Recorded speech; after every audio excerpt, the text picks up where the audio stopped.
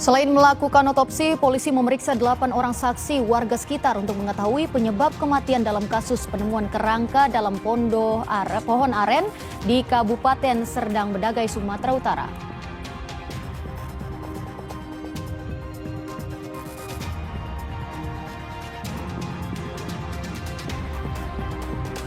Pasca banjir, warga masih bertahan di sejumlah titik pengungsian. Salah satunya di pengungsian Banjar Kesambi, Kesiman, Kertalangu, dan Pasar Bali. Terdapat 46 pengungsi termasuk seorang warga lansia dan 9 anak-anak.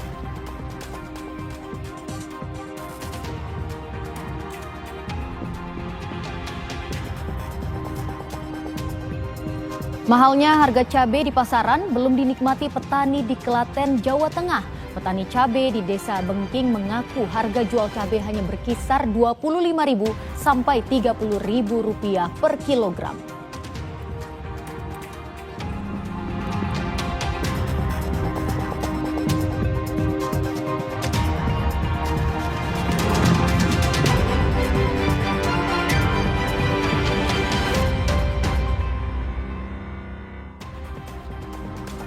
Halo, selamat siang saudara. Kompas Siang kembali menjumpai Anda hari ini Minggu 14 September 2025. Selain 3 informasi utama tadi, Kompas Siang juga masih memiliki informasi lainnya. Di antaranya laporan keseruan dari Festival Dayung Sispala di Kanal Banjir Timur. Bersama saya Tata Nova Siliana, kita jelang Kompas Siang selengkapnya di Kompas TV, independen terpercaya.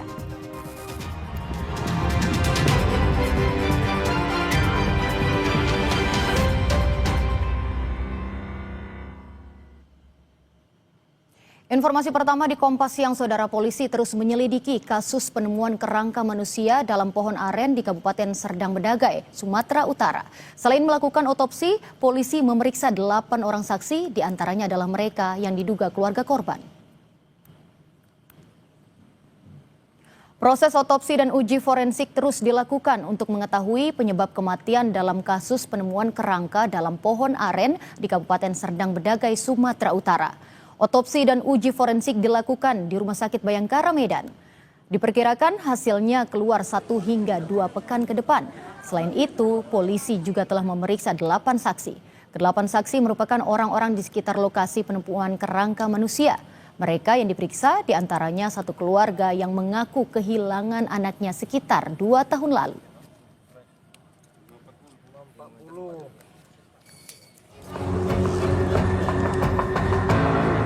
Penemuan kerangka manusia di dalam batang pohon aren di Desa Pematang Ganjang, Kecamatan Seirampah, Kabupaten Serdang Bedagai, Sumatera Utara bikin geger warga sekitar.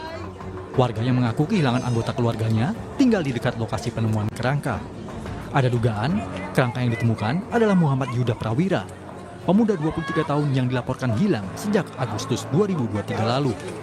Kecurigaan semakin kuat karena pakaian dan gelang yang ditemukan bersama kerangka mirip dengan milik Yuda. Kalau kata adik saya, adik korban ini, yang laki-laki, itu katanya barang dia. Apa aja itu, Kak? Itu kayak gelang sama celana, Bang. Kalau handphonenya? Handphone itu ada kawannya juga bilang katanya itu handphone dia. Itu ada ngasih kabar atau apa?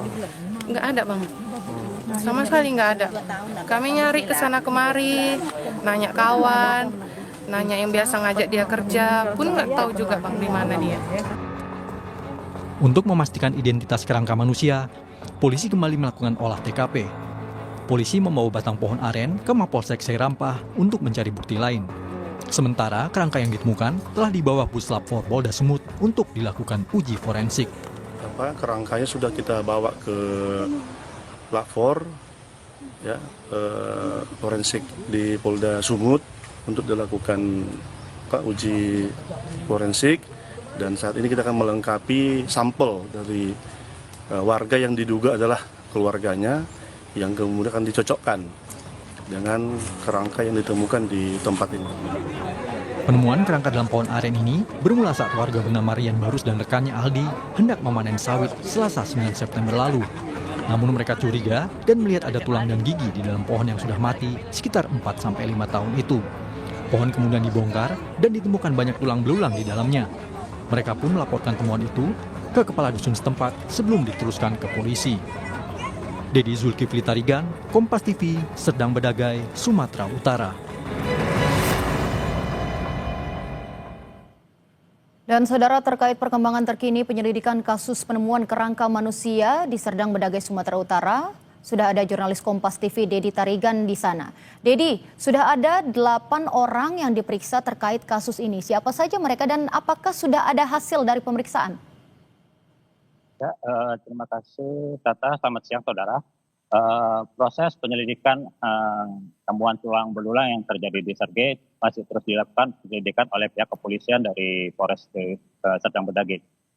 Dalam prosesnya, selain membawa tulang belulang tersebut ke laboratorium forensik milik Polda Sumut, juga dilakukan pemeriksaan terhadap 8 orang saksi, di mana 8 orang saksi itu yaitu 2 orang yang menemukan tulang belulang tersebut, kemudian laporan dari warga yang mengaku kehilangan anaknya sejak 2 tahun yang lalu. Tata.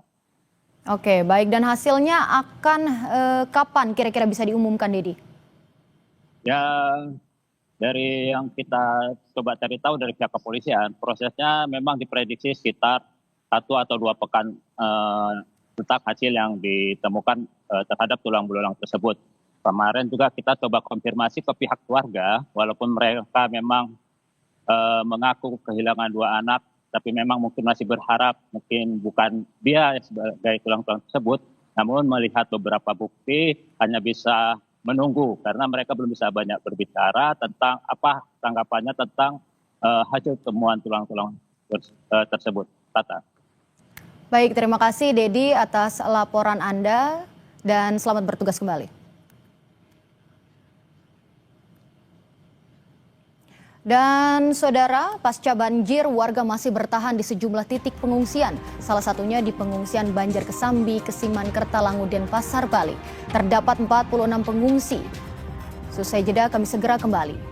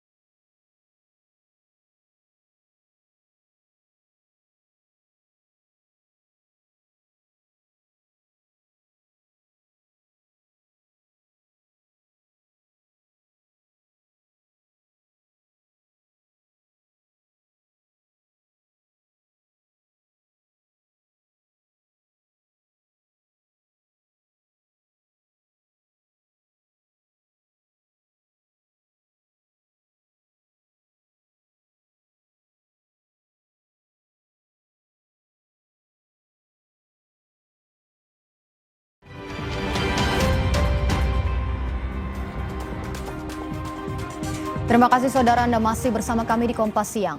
Menteri Lingkungan Hidup Hanif Faisal Nurofik turun langsung dalam aksi bersih-bersih Pasar Kumbasari bersama siswa sekolah di Denpasar.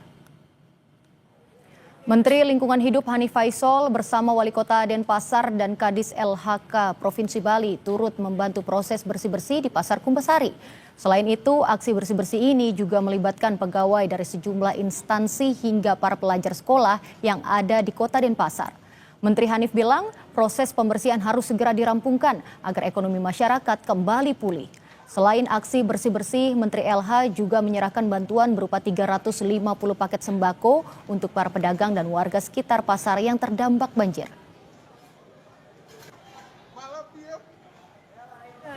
Memang volumenya kalau wali kota cukup besar ini, jadi perlu bergotong royongan terus mungkin selama beberapa hari karena memang sampah-sampah yang ditimbulkan akibat banjir ini dari berbagai macam jenis. Tadi sekali lagi kita nggak mungkin memilah di sini, jadi semuanya ditarik ke Suwung untuk dikelola di sana.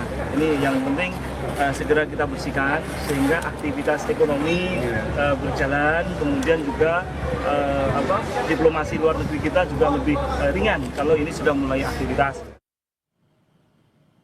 Puluhan warga masih mengungsi pasca banjir di sejumlah titik pengungsi. Salah satunya di pengungsian Banjar Kesambi, Kesiman, Kertalangu, dan Pasar Bali. 46 orang mengungsi di Banjar Kesambi, Kesiman, Kertalangu, dan Pasar pasca banjir. Di antaranya terdapat 1 warga lansia dan 9 anak. Warga mengungsi karena rumah tempat tinggalnya hancur diterjang banjir. Saat ini kondisi pengungsian sudah mendapatkan berbagai bantuan seperti sembako, matras, dan keperluan sekolah anak. Menurut rencana, sore nanti pengungsi yang ada di posko ini akan pindah ke rumah saudara atau sewa indekos untuk mempersiapkan anak-anak yang mulai sekolah besok.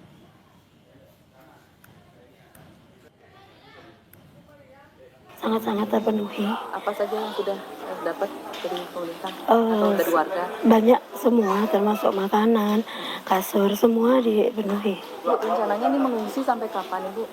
Rencana nanti kami mau pulang sementara, mau tinggal di rumah saudara dulu. Soalnya besok kan anak-anak udah mulai sekolah. Kalau untuk yang ini mau cari kos-kosan yang rumahnya hancur. Pengungsi di posko Banjar Kesambi, Kesiman, Kertalangu, dan Pasar menjalani pemeriksaan kesehatan Minggu pagi sebelum meninggalkan pengungsian. Dokter dari Puskesmas dan Perhimpunan Dokter Spesialis Penyakit Dalam Cabang Bali memeriksa 46 pengungsi. Sejumlah pengungsi mengeluhkan batuk pilek dan gatal-gatal. Tak hanya pemberian obat-obatan, pemeriksaan juga meliputi pemeriksaan tekanan darah dan pemeriksaan fisik mengantisipasi penyakit pasca banjir.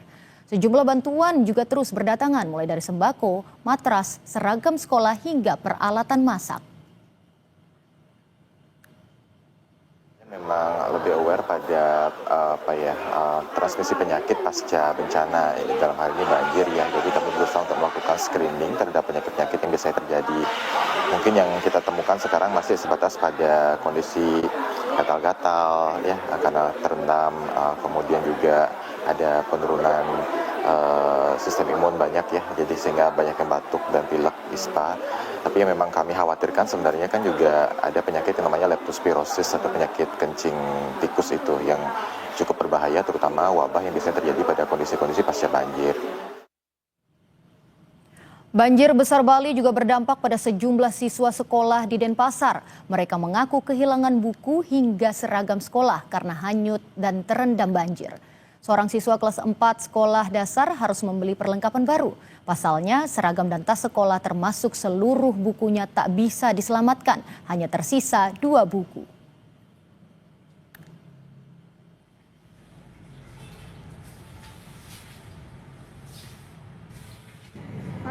Hancur sih, tapi kecuali buku agamanya sama PPKN yang saya punya. Seragam sekolahnya juga kena? Ya, Terus semuanya hilang kecuali buku pramuka.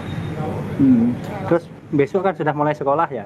Ya, Nah, terus gimana besok sekolah? besok bakal hari yang normal. Sama Terus buku saya semua dah disiapkan. Aku udah buat beli buku baru. ini buku baru. tas baru, kotak pensil.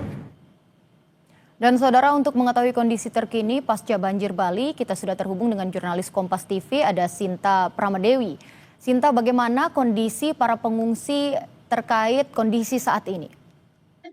Ya, baik Tata dan saudara, kondisi para pengungsi khususnya di posko pengungsian Kesambi, Kertalangu, Denpasar ini kondisinya baik, di mana tadi sudah dilakukan pemeriksaan kesehatan, walaupun memang ada beberapa pengungsi yang mengeluhkan batuk pilek dan juga ada yang merasa kurang enak badan, tetapi kondisinya sejauh ini masih baik. Dan saat ini bantuan terus datang dari berbagai pihak ke posko ini, ada bantuan sembako, kemudian tadi juga kami melihat ada bantuan matras, kemudian ada juga peralatan dapur, dan karena kondisi di posko pengungsian ini, pengungsinya sudah semakin membaik, dan saat ini mereka tengah bersiap-siap akan meninggalkan posko pengungsian ini, karena memang selanjutnya para pengungsi ini akan ngekos atau mencari tempat tinggal sendiri untuk ngekos sendiri, kemudian ada mungkin yang akan tinggal bersama keluarganya, dan saat ini posisinya mereka sedang berkemas-kemas dan bantuan di sini juga sudah mulai dibagikan kepada para pengungsi yang ada di sini. Tata. Baik, dan juga Sinta, besok anak-anak yang ada di posko sudah akan masuk sekolah begitu. Bagaimana persiapan mereka? Apakah ada kendala terkait mungkin buku atau seragam sekolah mereka?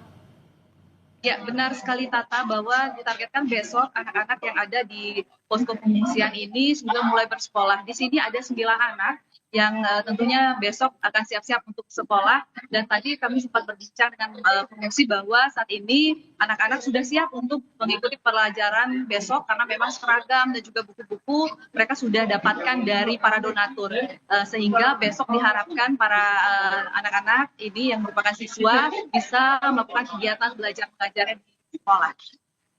Tadi juga dari Menteri LHK, Pak Hanif sudah meninjau ke lokasi langsung. Apa yang dilakukan dari Menteri LH dan juga agenda selanjutnya kira-kira apa? Ya, Menteri LH tadi bersama Wali Kota Denpasar menyempatkan diri untuk turut membantu khususnya proses bersih-bersih di Pasar Tumbasari. Menteri Hanif ini sempat masuk ke lorong-lorong pasar yang penuh lumpur untuk membersihkan di sana, walaupun kondisinya memang listrik masih padam di sana. Nah, selain itu juga selain aksi bersih-bersih ini juga melibatkan pegawai dan juga instansi hingga para pelajar sekolah. Menteri Hanif ini menekankan agar pembersihan ini cepat selesai sehingga para pedagang yang ada di pasar bisa kembali berjualan sehingga ekonomi bisa berputar di sana. Nah, ini menjadi target dari Menteri sehingga pembersihan ini diharapkan cepat selesai dan para pedagang bisa kembali berjualan. Tata. Baik, terima kasih Sinta atas laporan Anda langsung dari posko pengungsian di Denpasar. Selamat bertugas kembali. Dan saudara, banjir bandang di Bali menelan 17 korban jiwa dan 5 orang masih hilang. Presiden Prabowo Subianto turun langsung menemui warga terdampak banjir dan berjanji memberikan bantuan.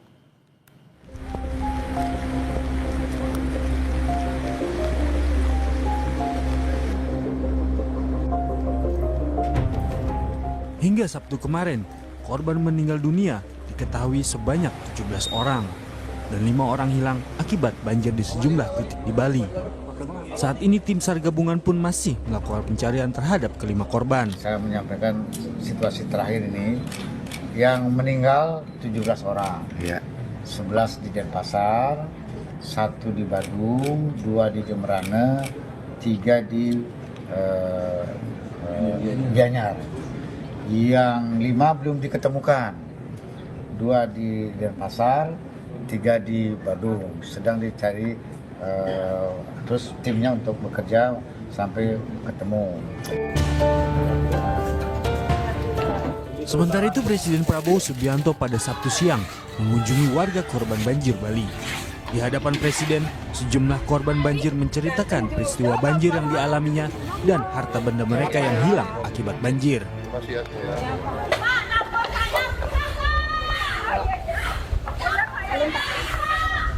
Nanti dibantu.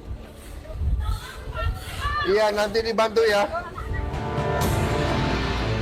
Saat mengunjungi salah satu rumah kos yang dihuni 9 orang, Presiden Prabowo sempat berbincang dengan seorang lansia bernama Nengah Manis. Nengah bercerita, seluruh peralatan dagangnya rusak tergenang banjir. Kenapa enggak, barangnya ibu semua habis, rumah tangganya ya, saya habis. Sekarang ibu butuh apa ya, butuh modal, sekarang mau jualan Pak, supaya bisa saya jualan.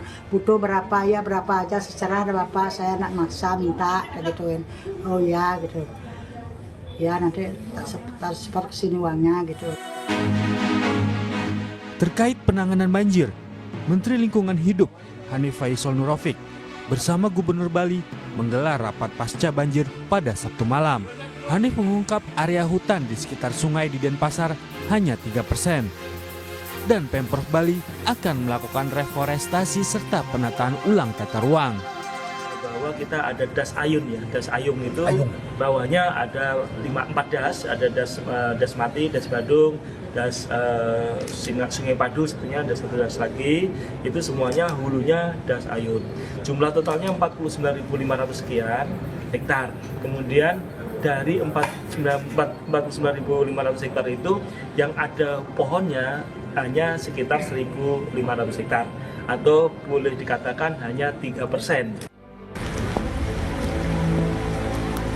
Hujan deras yang terjadi sejak 9 September lalu menyebabkan sejumlah wilayah di Bali terkepung banjir. Tak boleh lengah dengan bencana. Pemprov Bali, Pemkot, dan Pemkap setempat harus sinergi taktis, memitigasi bencana, dan tegas kelola tata ruang wilayah hijau dan drainase agar banjir serupa tak terulang lagi. Tim Liputan, Kompas TV, Denpasar, Bali.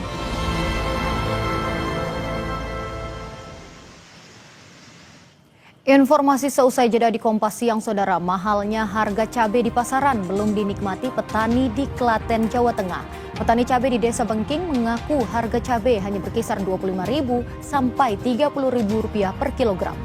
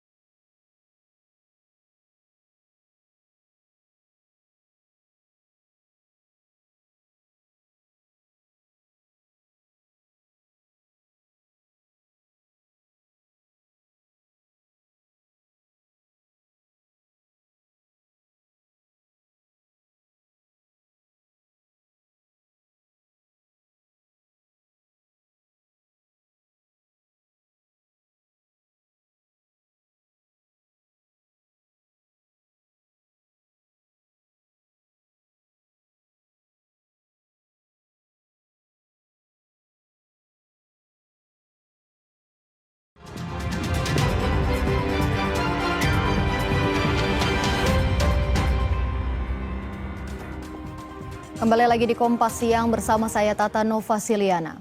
Saudara, harga cabai di Pasar Peringgan Kota Medan, Sumatera Utara masih mahal. Tak hanya cabai merah, cabai hijau juga ikut naik.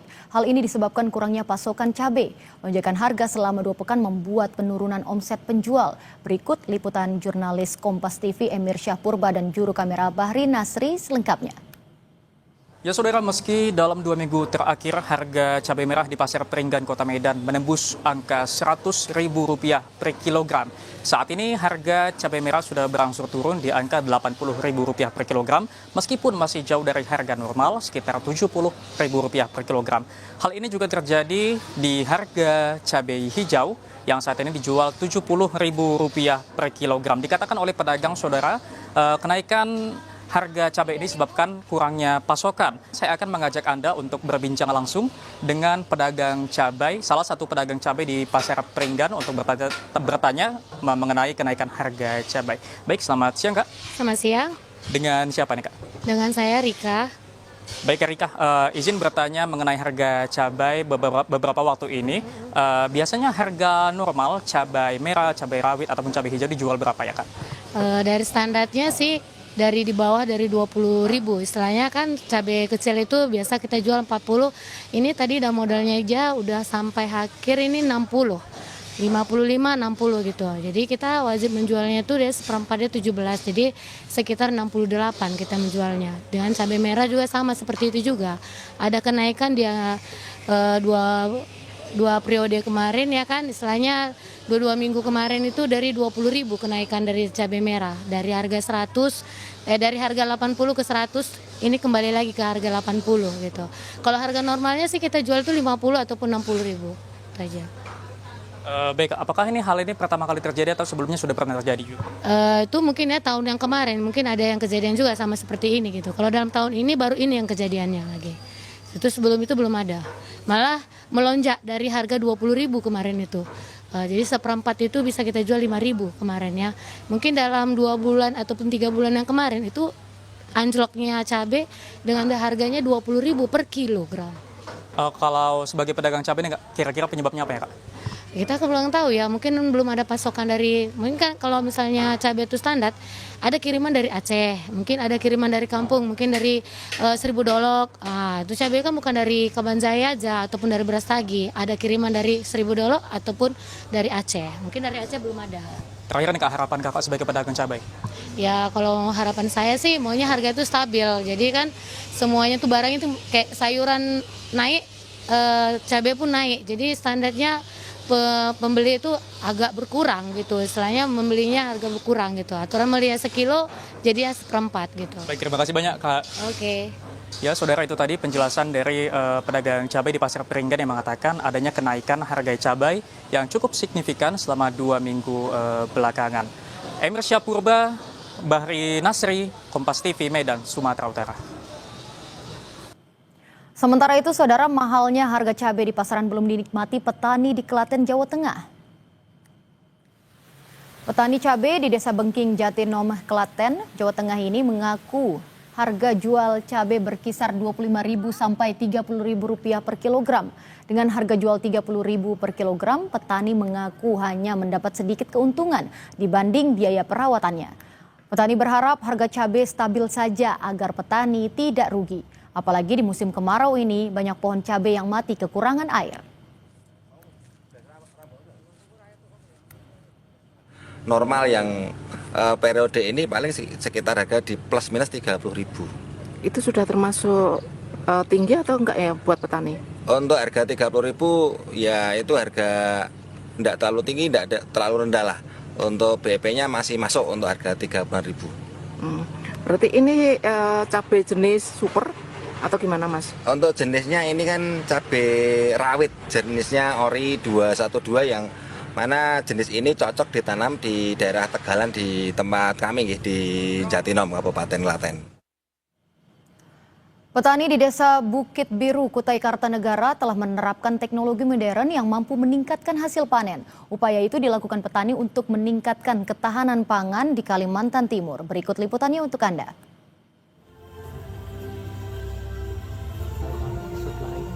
Untuk terus meningkatkan ketahanan pangan di Kaltim, di Desa Bukit Biru, Kutai Kartanegara, pemerintah daerah dan provinsi bekerja sama dengan Bank Indonesia melakukan pengembangan sistem transformasi pertanian berbasis teknologi.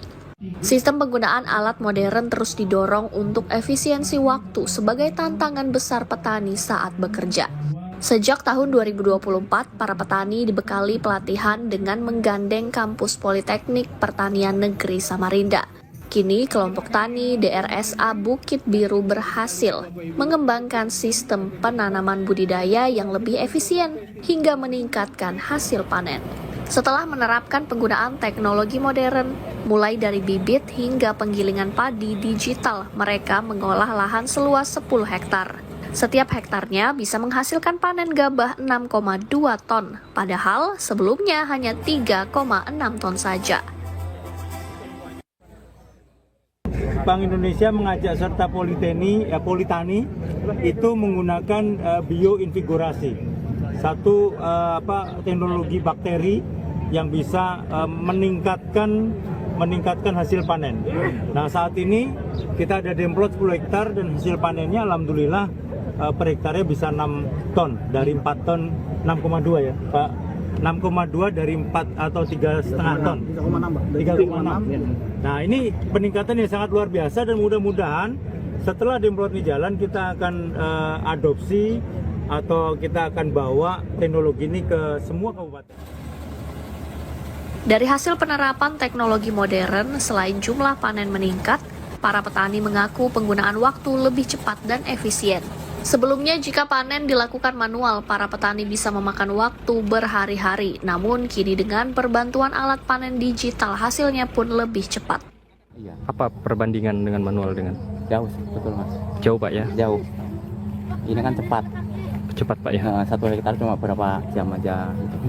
Kalau manual sampai 2 hari, 3 hari baru selesai. Termasuk tadi Pak penggunaan drone kalau nyemprot itu Pak, dulu pakai semprotan manual. Iya, pakai semprot manual. Itu kalau 1 hektar tuh loh, seharian belum tentu selesai. Belum selesai. Nah, kalau pakai itu sehari, nggak sampai sehari udah selesai? Sampai sehari, cuma 15 menit. 15 menit selesai. Ya. Sebagai percontohan di Kutai Kartanegara yang memiliki 13.000 hektar lahan sawah aktif, metode transformasi pertanian berbasis teknologi ini rencananya akan diterapkan di 10 kabupaten kota di Kalimantan Timur. Rijal Mustafa, Jasmine Jafar, Kompas TV, Kutai Kartanegara, Kalimantan Timur. Saudara, selesai jeda kami akan ajak Anda ke kota Pontianak, Kalimantan Barat untuk mencicipi bubur lemak. Kuahnya yang gurih ditambah topping lemak yang lezat membuat kuliner ini menjadi menu favorit warga. Jangan kemana-mana, kami segera kembali.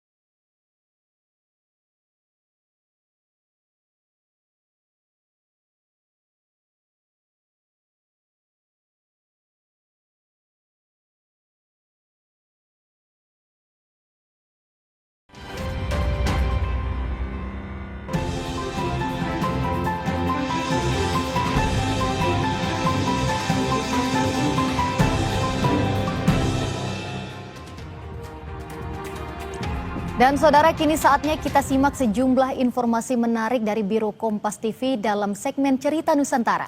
Kita sapa jurnalis Kompas TV Sucia Lucinda dan juru kamera Muhammad Nasruddin dari Pontianak, Kalimantan Barat.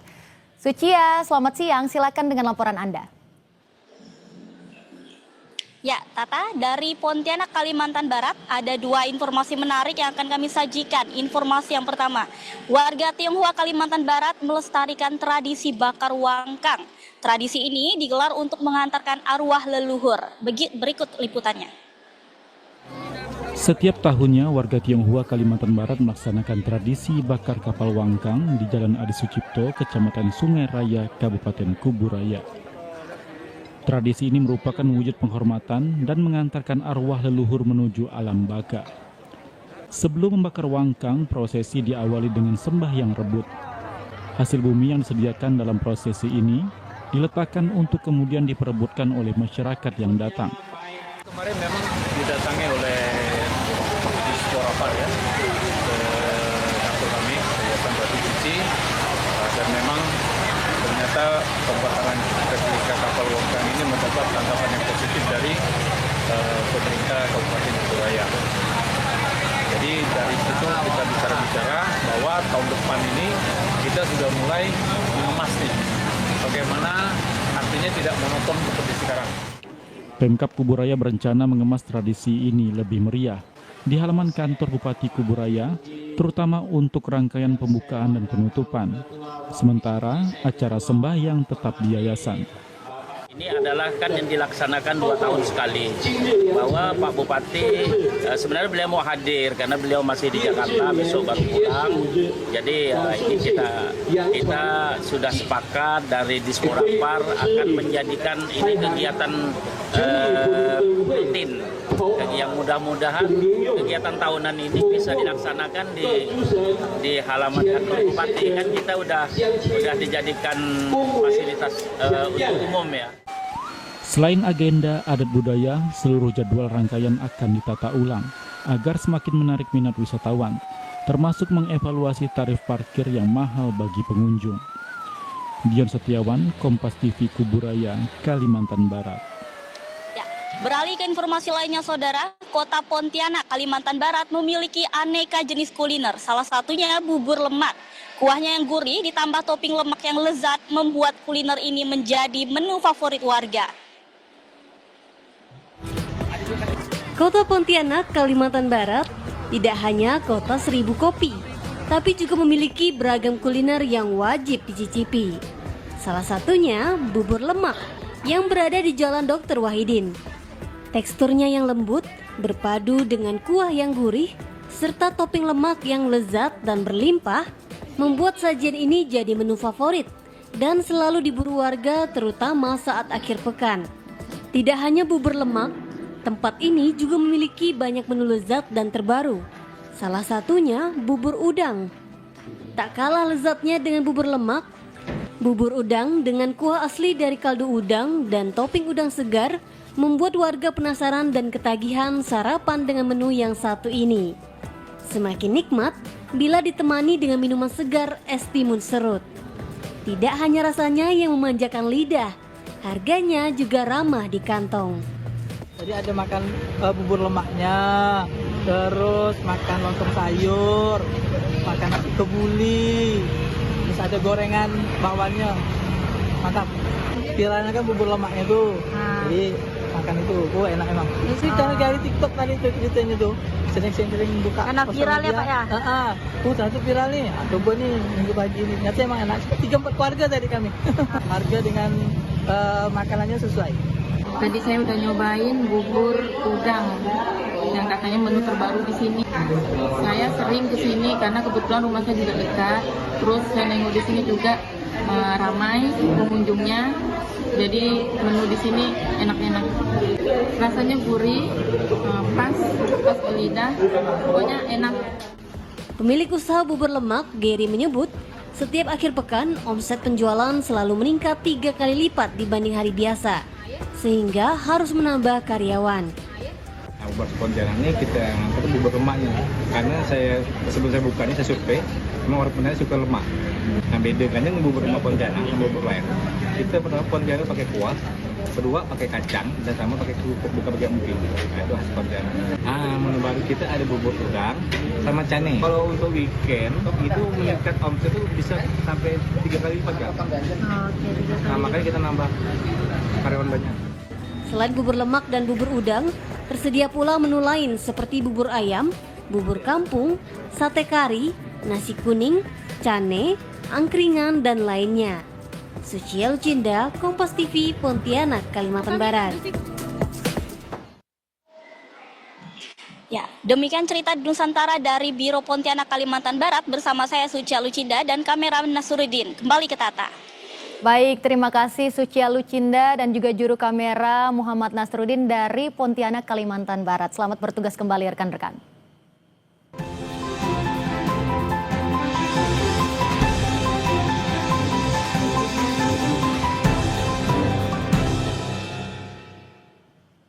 Selanjutnya seusai jeda Kompas Siang akan ajak Anda melihat keseruan Festival Dayung Sispala di Kanal Banjir Timur Jakarta.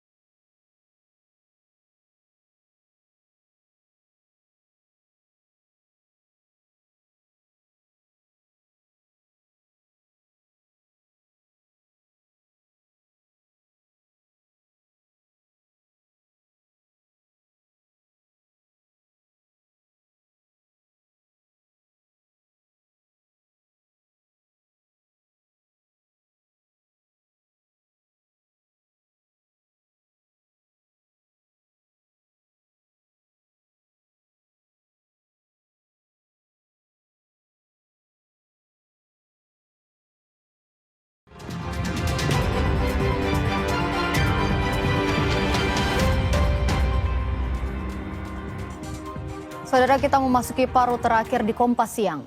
Ratusan pelajar ikut meramaikan Festival Dayung Sispala di Kanal Banjir Timur. Acara ini menghadirkan semangat baru lewat olahraga air yang edukatif. Berikut liputan jurnalis Kompas TV Niputu Trisnanda dan juru kamera Andika Ahadiat dari pintu air Malaka, Banjir Kanal Timur, Durensawit, Jakarta Timur.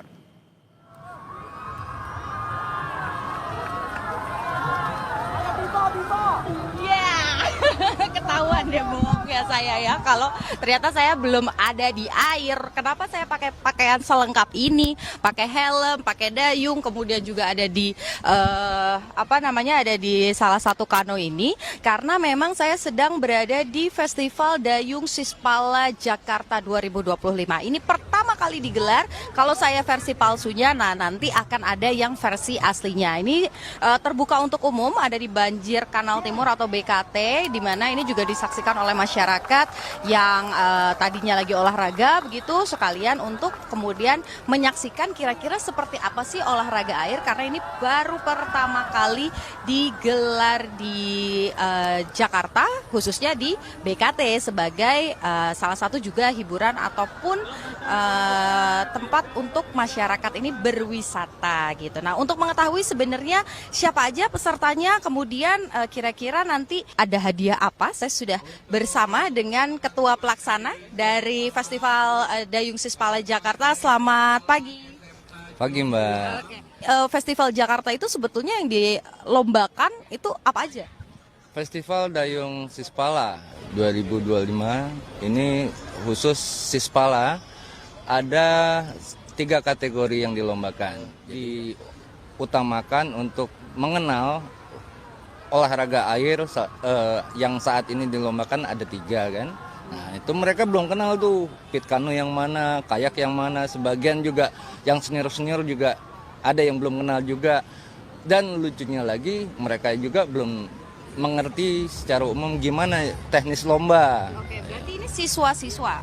Siswa-siswa SMA dari 225 peserta dari sekitar 36 Sispala atau sekolah se-Jakarta SMA. Dari pihak Faji, dari pihak Potsi atau beberapa penyelenggara olahraga air, itu juga mereka kesulitan mencari atlet saat ini. Kebetulan jadi simbiosis mutualis nih, Sispala belum kenal jenis perahu, apalagi lombanya. Nah, sementara dari pihak Faji atau Potsi butuh atlet-atlet baru. Kekurangan, jadi pas saat ini momennya, khususnya biasanya Bandung, Sukabumi, Cianjur gitu. Nah hal-hal kan padahal banyak gitu Jakarta yang bisa dimanfaatkan, itu pas banget simbiosis. Oke, baik, terima kasih Bang Rudi, semoga acaranya lancar dan juga kita bisa punya atlet-atlet olahraga air. Amin. Dan nanti bisa bawa pulang medali emas ya di pertandingan-pertandingan. Nah, saudara, saya mau, walaupun saya ini bohongan ya, cuman naik di atas perahu yang ada di darat aja, tapi karena outfit saya sudah all out, hari ini saya mau menyaksikan juga perlombaan pada hari ini bersama juga dengan masyarakat yang ada di kawasan Banjir Kanal Timur. Dan harapannya tentu satu, sungai ataupun juga kali di kawasan Jakarta ini bisa dijaga kebersihannya, bisa jadi tempat wisata juga untuk masyarakat. Dan yang kedua, tentu saja kita bisa punya atlet olahraga air yang jago-jago. Niputu Trisnanda, Andika Ahadiat, Kompas TV Jakarta. Dan saudara, informasi tadi sekaligus menutup jumpa kita di Kompas Siang hari ini. Kami ingatkan Anda agar jangan lupa cukupi kebutuhan air mineral Anda setiap hari dan rasakan kesejukannya.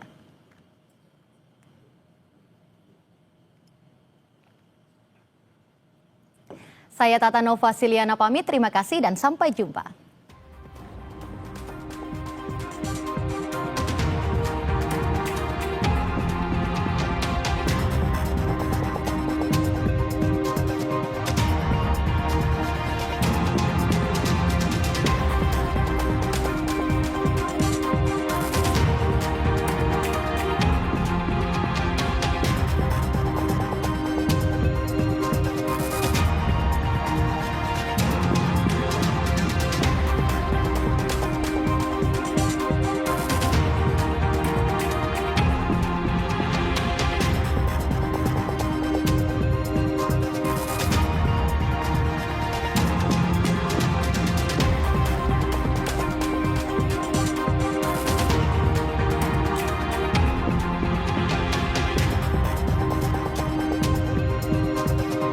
Terima kasih Anda telah menyaksikan Kompas Siang yang didukung oleh